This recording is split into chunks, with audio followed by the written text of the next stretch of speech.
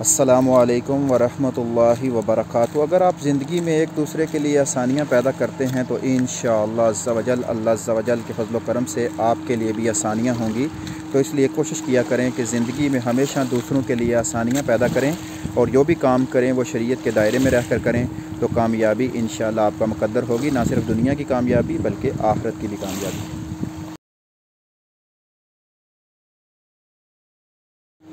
अगर आप दुनिया और आखिरत में कामयाबी चाहते हैं तो दुरूद शरीफ और इस्तिग़फ़ार को अपनी ज़िंदगी का हिस्सा बना लें।